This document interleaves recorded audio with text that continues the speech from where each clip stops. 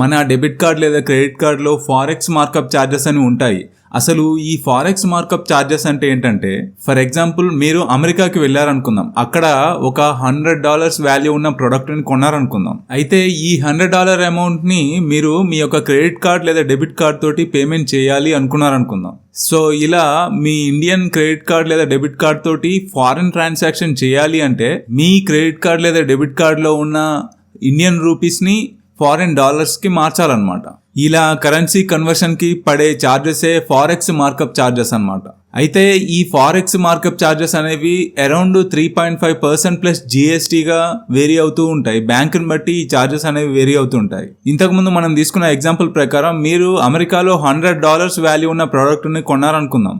ఇప్పుడు మనము $1 equal to 80 rupees అనుకుందాం. సో $100 అంటే 8,000 రూపీస్. ఈ 8,000 రూపీస్ మీద 3.5% ప్లస్ GST ఛార్జెస్ అంటే మీకు 330.4 రూపీస్ అనేవి ఎక్స్ట్రా కట్టాల్సి వస్తుంది అనమాట. సో టోటల్గా మీరు $100 వాల్యూ ఉన్న ప్రొడక్ట్ని మీరు 8,330.4 రూపీస్కి కొనాలి. అయితే జీరో ఫారెక్స్ మార్కప్ ఛార్జెస్ ఉండే క్రెడిట్ కార్డ్స్ కూడా కొన్ని ఉంటాయి. Like IDFC wow credit card, RBL World Safari credit card, AU ixigo credit card, Federal Scapia credit card. ఇలాంటి క్రెడిట్ కార్డ్స్ లో ఫారెక్స్ మార్కప్ ఛార్జెస్ అనేవి జీరోగా ఉంటాయి. సో ఇలాంటి క్రెడిట్ కార్డ్స్ తోటి మీరు ఫారెన్ కి వెళ్ళినప్పుడు ఫారెన్ ట్రాన్సాక్షన్ చేస్తే మీకు జీరో మార్కప్ ఛార్జెస్ తోటి పేమెంట్స్ అనేవి చేయొచ్చు అనమాట.